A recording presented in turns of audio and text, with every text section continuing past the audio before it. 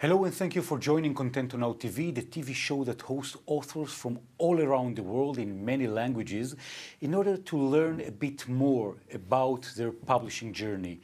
We're very delighted to have with us in our studios Professor Shlomo Breznitz. Hello. Thank you. Good to be here. Great to be here in a variety of series of conversation, traveling in the memory fields of your childhood. And many of the feedbacks that we're getting back from readers reading the new international edition is that there are sometimes tiny memories that you shared that people can engage and feel them in their life even if they were not in the Holocaust. So is there any third step, third memory that you can share with us? One moment. Well, the thing that comes to my mind is what I call in the book the test.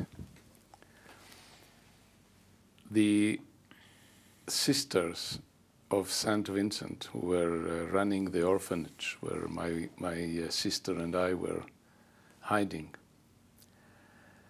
were very devout. And they would sometimes walk for hours in the courtyard, reading the litanies in Latin. Now I know, then I didn't know, that none of them probably knew exactly what they were reading.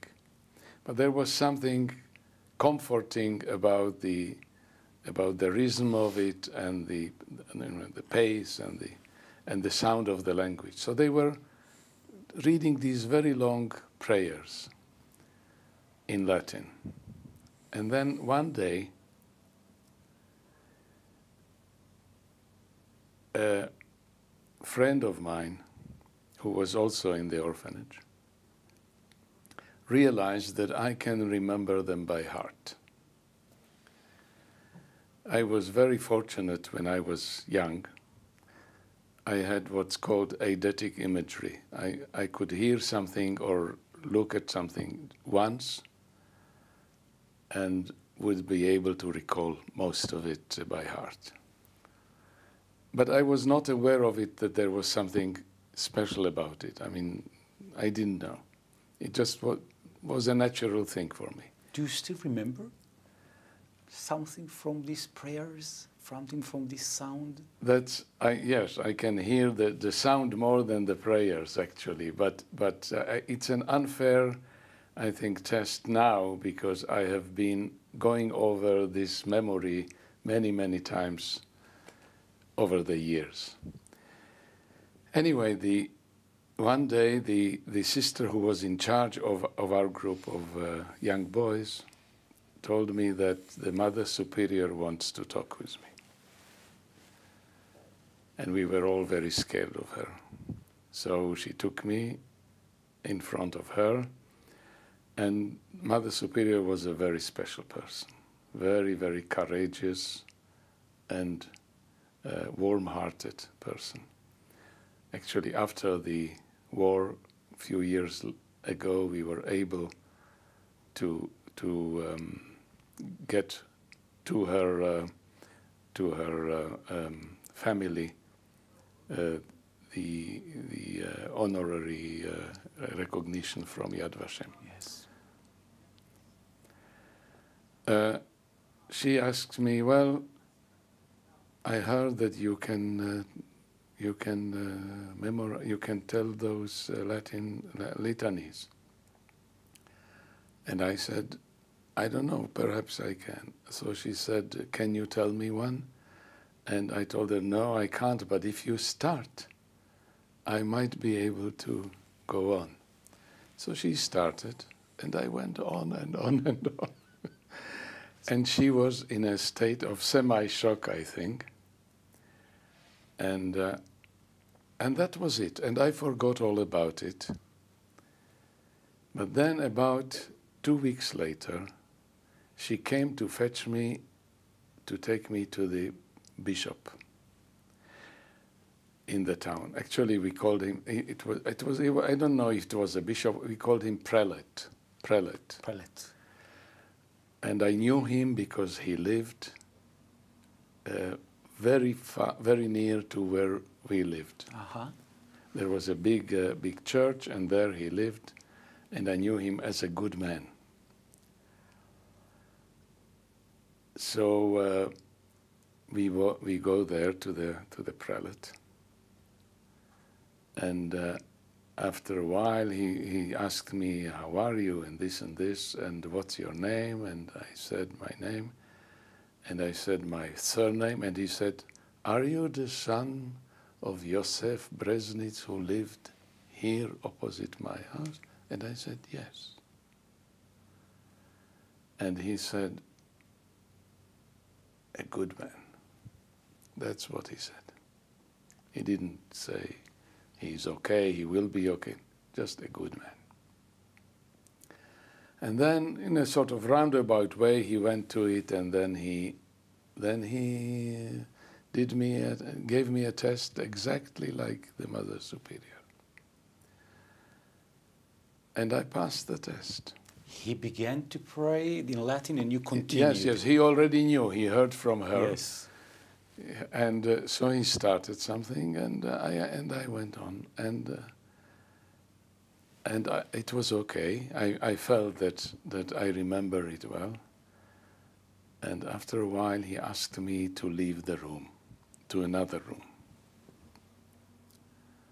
And there I waited, and I realized that they are now making some concilium among themselves, the Mother Superior and he. And I had no idea what went on. And in retrospect, I am very glad that I didn't know what he told them, because it might have spoiled it. But I have learned after the war, when my mother was able to get me out of the orphanage, they didn't want to let me go. They let my sister go. They didn't want to let me go. Then it came out, the whole story. And Mother told me, so I'm telling you the way I heard it from her, who heard it from the Mother Superior, that the bishop told her, "Look, there is a fable, a very famous fable, that a Jewish orphan will one day become the Pope." And it was, it's a very primitive area of the country. And there were many stories of all kinds. And yet, he told them the story, and he made them promise that they will take very good care of me. wow. And if the Germans come, they must hide me well, and my sister as well. So that's the way it worked out. That's amazing. And in fact, they kept to their promise. To their promise. I was worried by it for a while. When I was thinking about Mother Superior, I was thinking of her always as a wonderful person. And I was now starting to doubt, well, maybe she did it only because... But then I realized that I'm being unfair, just thinking too much. She was really very courageous on many occasions when the Germans came to look for it. Because in the other orphanage, there were two. Mm-hmm. They immediately gave the children.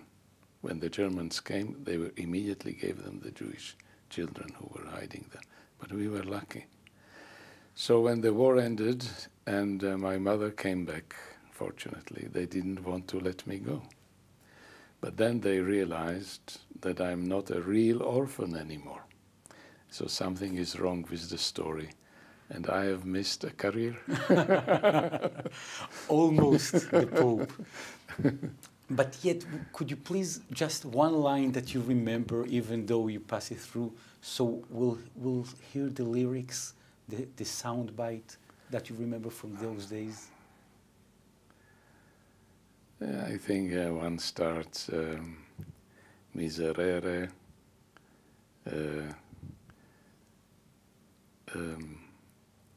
Now I have a block. No, it's not a block. The fact is, as you said then, they had to start Yes. and then to continue. That's right. But I'm positive that I won't be able to do it anymore. Wow, because it's something that you left behind. Not only, but you know, this particular gift which I had then is age-related. So it's not what it used to be. My memory is still, I'm not complaining very much about it. And it's part of the research. But still, I don't think I will be able to pass the test now. Thanks God, there are no more tests. Professor Shlomo Breznitz, I want to thank you so much for sharing these first 3 encounters of this memory in your memory fields. Thank you. And from our perspective, it's only the beginning, because there are many, many more memories in this wonderful new international edition of Memory Fields. I want to thank you so much. My pleasure. And if you have any more questions or reviews or feedback regarding the international book, please don't hesitate. Variety of social networks on Amazon, Facebook, the website, and elsewhere. Thank you very much for joining ContentoNow TV.